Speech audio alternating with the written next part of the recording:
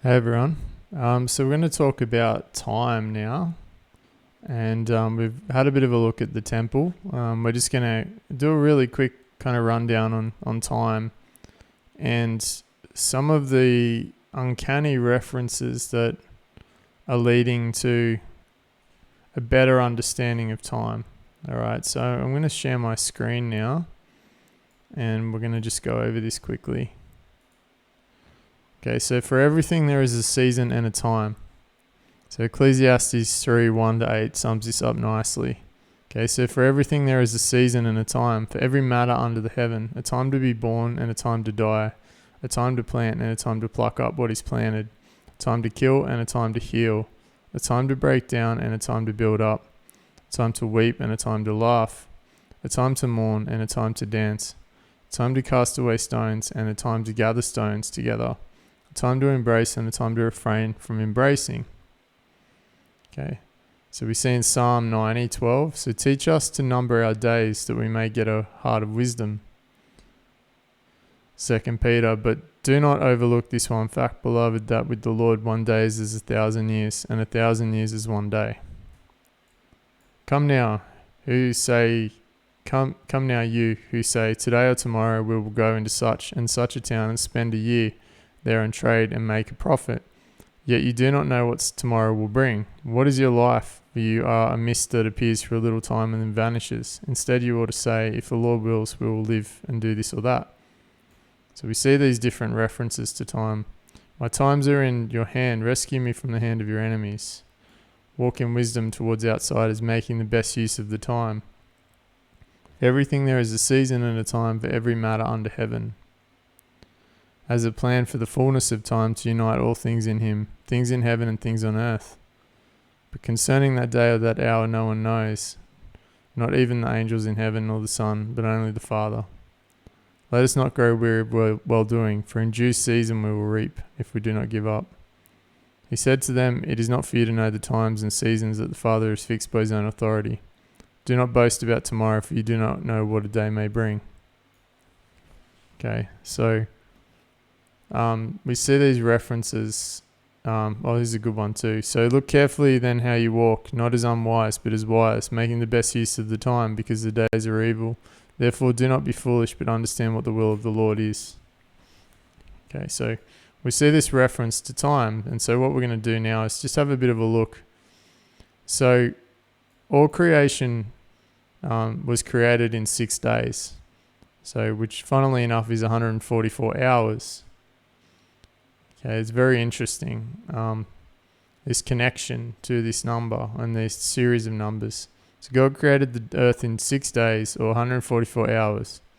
There are 1,440 minutes in a day. Okay, so there's 1 day of rest, okay, which is the Sabbath day, which is a holy day. We're commanded to keep it holy, keep the Sabbath day holy. Okay, let's also look at some interesting things. Okay, there's 12 tribes.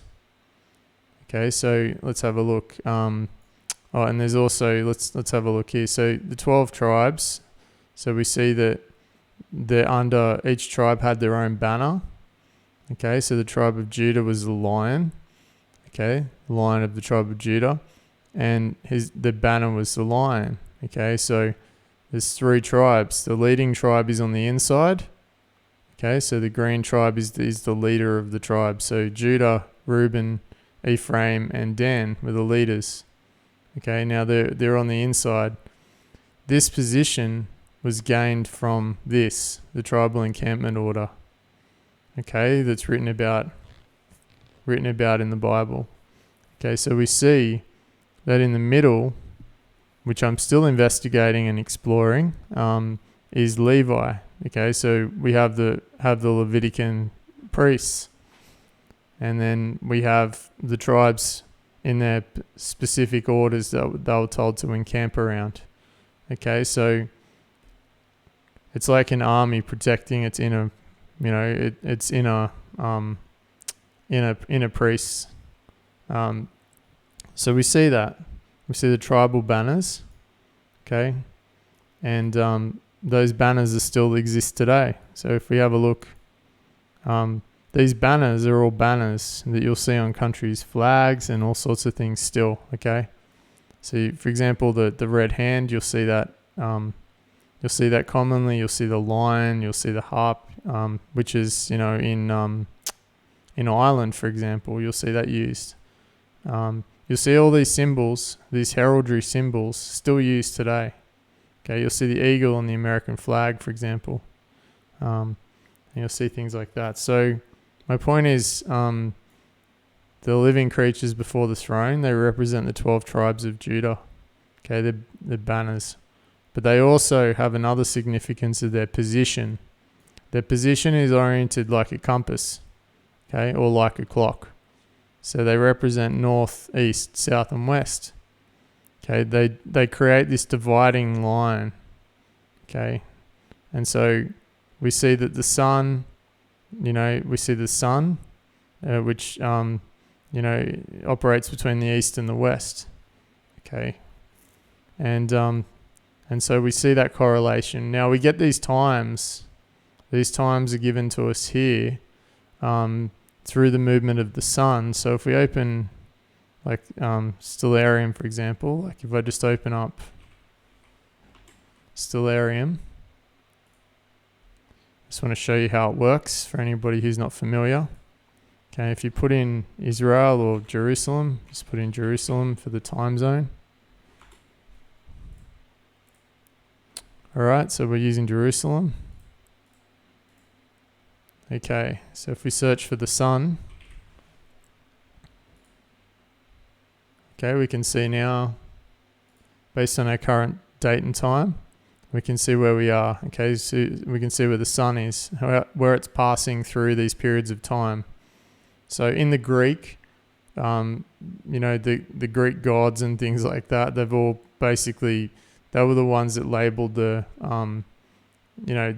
that's what the West uses now as its known reference to these constellations. And so we see in the Bible that God's used that. So for example, like he talks about Orion, okay, in the Bible. So we see that Orion is referenced. He's the hunter, okay. So God references these, and even though they were named by the Greeks like around the time of Ptolemy, they're still used today. And so things have been changed a little bit here and there.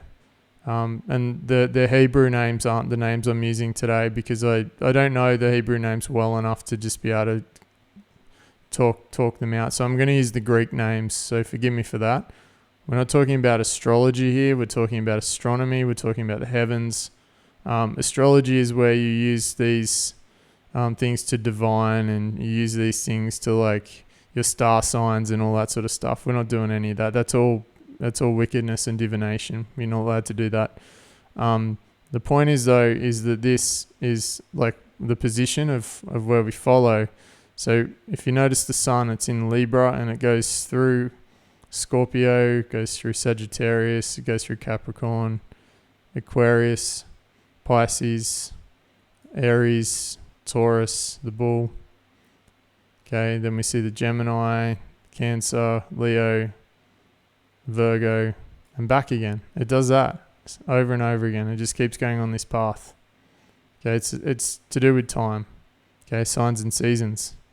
Okay, so we work out the times. We work out the position on the clock of these based upon the tribal order.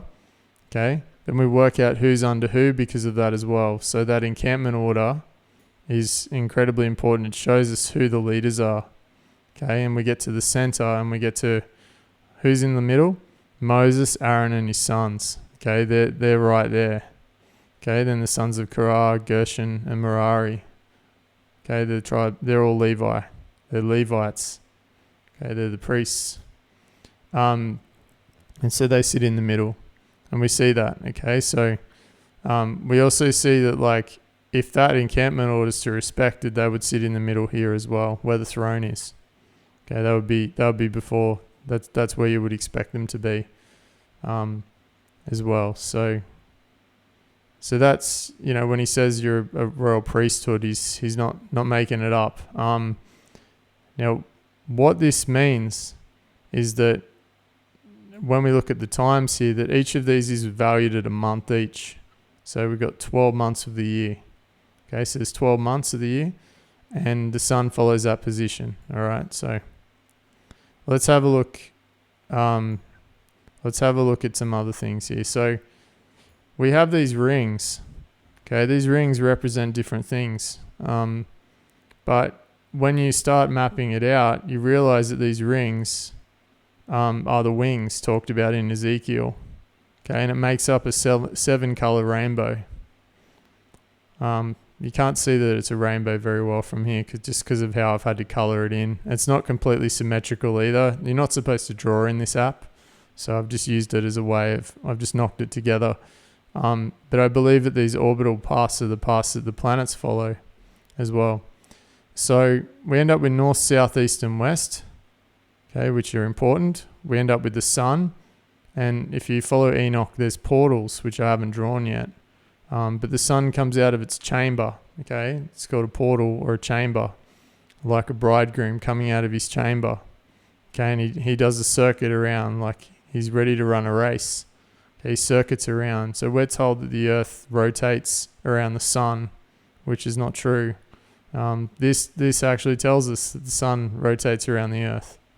So, and we see that throughout the Bible.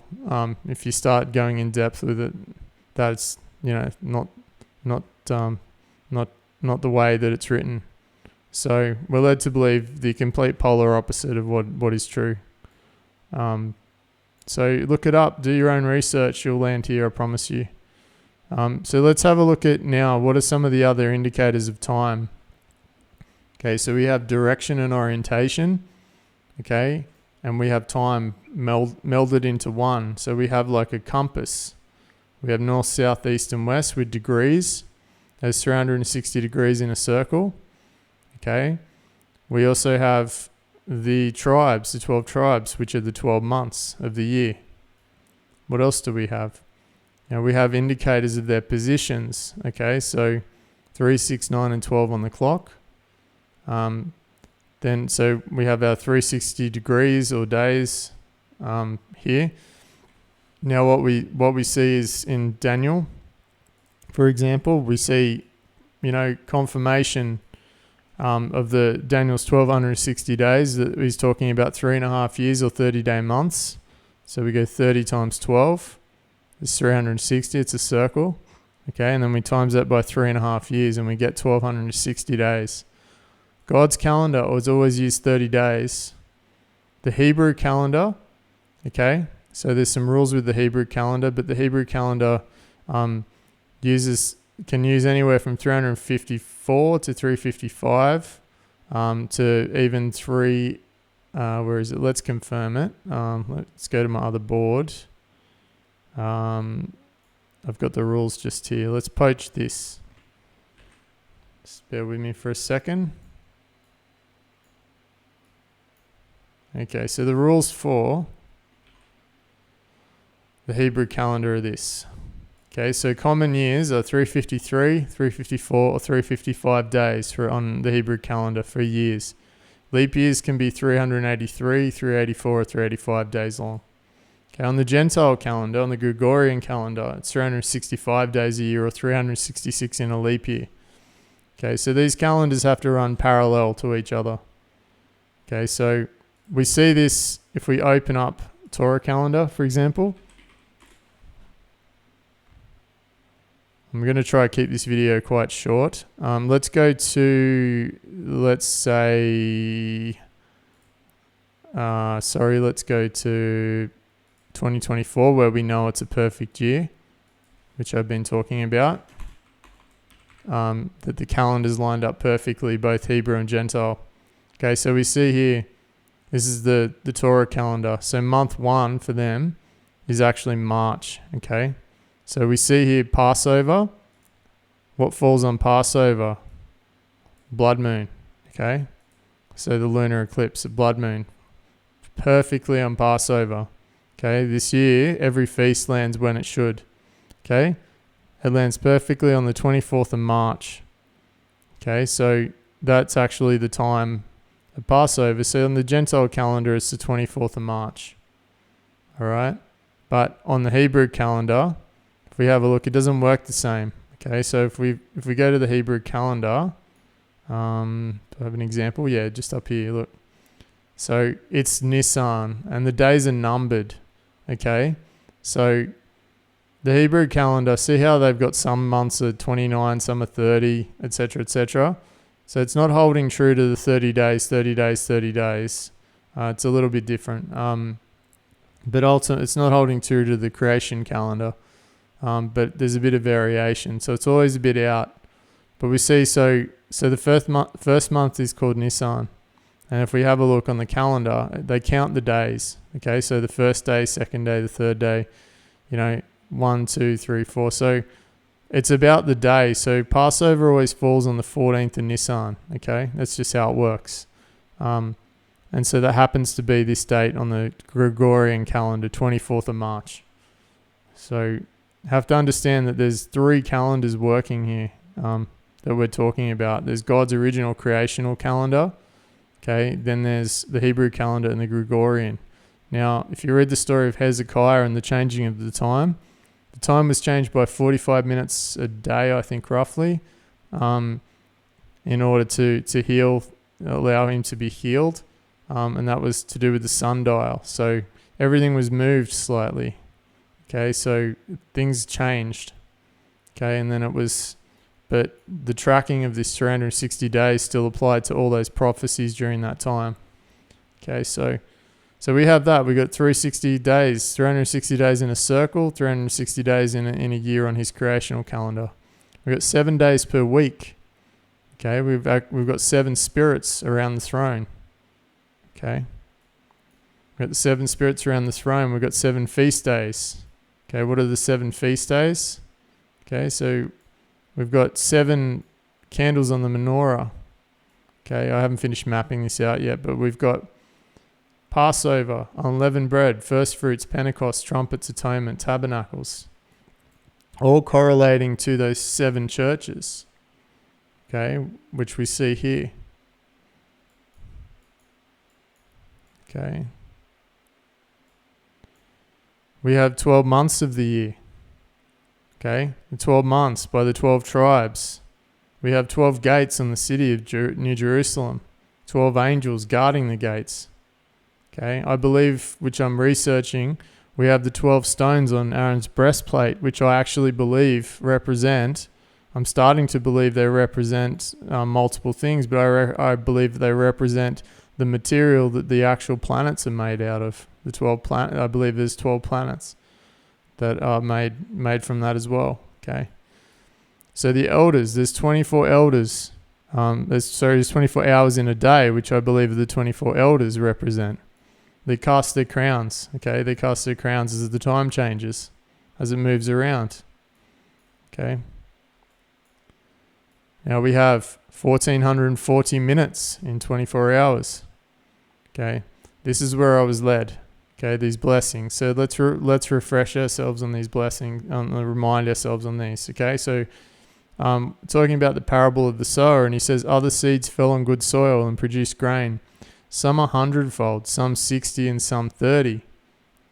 Okay, so we also see here, everyone who has left houses or brothers or sisters or father or mother or children or lands for my name's sake will receive 100-fold. Okay, and will inherit eternal life. He who loses his life.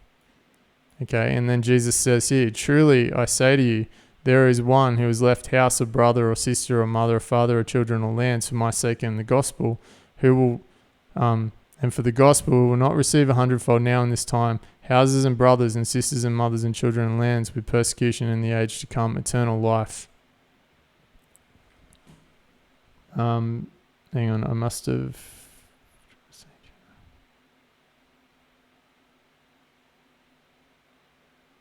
Okay, so yeah, what I said earlier in the live I didn't read that correctly, but he says will not receive 100-fold now in this time. If anyone comes to me and does not hate his own father and mother and wife and children and brothers and sisters, yes, even his own life, he cannot be my disciple. It's like a promise, okay? It's a promise you'll receive this in the time to come. Now let's have a look here in Luke.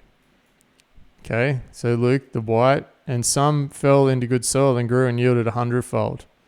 As he said these things, he called out, "He who has ears to hear, let him hear."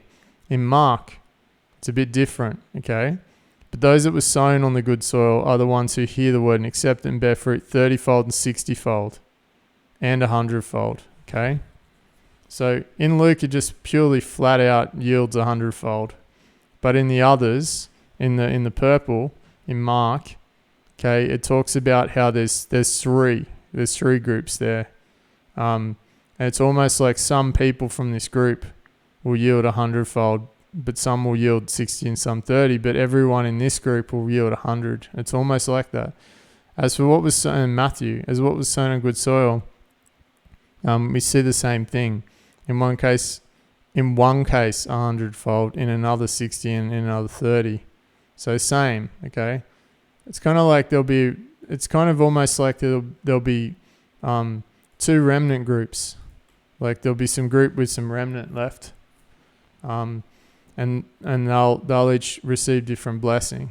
But this group here is different. There's just something different about them. Okay, so now let's have a look. Let's just have a look what happens when we do the maths. Okay, so it's very, very interesting. So when we take that 144 minutes for 14,440 minutes, 1,440 minutes, I'll get it right, and we times it by the 100 blessing, we get 144,000. Okay, so, but if we do that by the 60-fold blessing, we get 86,400. So we have 1,440 minutes. So they become the minutes. The 100-fold blessing are the minutes. Okay, the 60-fold blessing are seconds in a day. Okay, so they're the seconds. It's like a countdown. Do you understand? So the time period, the elders, it's like a countdown, 24 hours. It's getting down now to minutes and seconds and half of seconds, okay? Or seconds in 12 hours. So, but we see that, so 1440 times 30 is 43,200 seconds in 12 hours. So we see this correlation here in time in these blessings, okay? So it's really, really uncanny when you start to, it's not by an accident, it's by design, okay? So now just quickly on this same topic, we talk about measuring the temple. How are we going for time? Yeah, we're under 30. So we see if you measure the temple, for example, okay, and you measure the outer perimeter of the Holy of Holies, okay, it says 10 cubits shall be the length of a board, okay?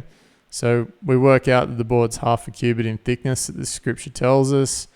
We do 10 cubits by 10 cubits by 10 cubits. We work out the height, basically, and we end up with 10 by 10 by 10 equals 1,000 cubits, okay?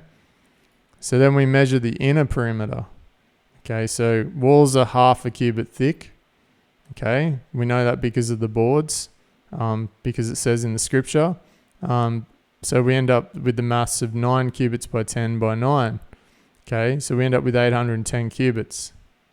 Then he says measure the altar. He's talking about, we believe he's talking about the ark in this case. So you do that, all right? And you end up with 5.625 cubits. Okay, and then you calculate the ark's footprint in the Holy of Holies. So you measure the inner perimeter and you divide it, okay, by the dimensions of the ark, and you end up with 144,000 cubits. Okay, and then you total up the measurements. You basically then go 8 over 10 by 5.625 here, and then you times that by 1,000 because you're trying to work out the space, and you end up with 144,000. If people were standing shoulder to shoulder in this place, you could fit 144,000 people. Okay, that's how you get the maths of that. So that's also very interesting. And it says don't measure the outer courtyard because it'll be trampled by the Gentiles. Okay, we also see what is in the temple. So there's the Holy of Holies, the holy place, the table of showbread, altar of incense, the menorah, the outer courtyard where the bronze altar is located. So that's just about the temple there. Okay, so anyway, that's just one reference to show how this number keeps coming up. Okay, and it doesn't just come up in one place, as in within time as well. But we can't deny, okay, that these blessings are associated with these time periods here, and that there appears to be different blessings based upon, upon this yield here. Okay, so yeah, it's very, very, very, very interesting. You end up with this time period here, and if everything has its place, so there'd be seconds around here, there'd be minutes around here, which all those measurements are, okay, and they're accounted for there. So I'll leave you guys to ponder that. You may not have heard this before. Not many people like talking about time. I'll just have a look at a couple of these scriptures quickly, just to remind you about the sun. So we see the sun, which is as a bridegroom coming out of his chamber, and rejoiceth as a strong man to run a race. His going forth is from the end of the heaven, and his circuit, which is always a circuit, unto the ends of it, and there is nothing hid from the heat thereof. Their line is gone out through all the earth, okay? There's a line, invisible line, and their words to the end of the world, and in them he has set a tabernacle for the sun, okay, which we learn in Enoch is here in the east. The sun also riseth, and the sun goeth down, and hasten to the place where he rose. He's running. He runs around to get back to where he rose. The stars of the heaven and the constellations thereof shall not give their light. The sun shall be darkened in his going forth, and the moon shall not cause her light to shine. Okay, we see that it's a reference to a she, likened to a bride who is clothed in white. Okay, righteousness. It shall be forever as the moon, and as a faithful witness in the heavens. Okay, they're like a witness looking down upon the earth. They're witnessing all the things that happen. Who is she that looketh forth as the morning, fair as the moon, clear as the sun, and terrible as an army with banners? Thy sun shall no more go down, neither shall the moon withdraw itself, for the Lord shall be thine everlasting light, and the days of thy mourning shall be ended.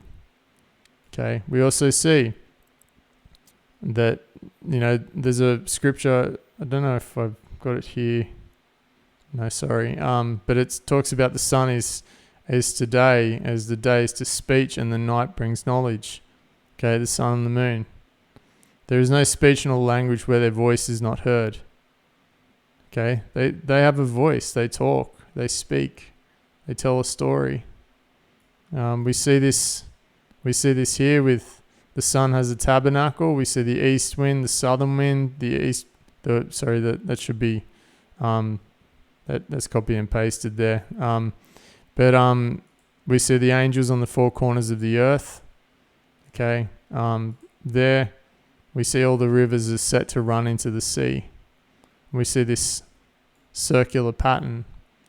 We see when there was light, okay, so God said there was light and there was light, but we see that the Spirit was on the face of the waters. Okay, the face is the face, as in a shape, as in a circle. The face is the present. There's a top and a bottom face on the circle. Okay, it was on the face.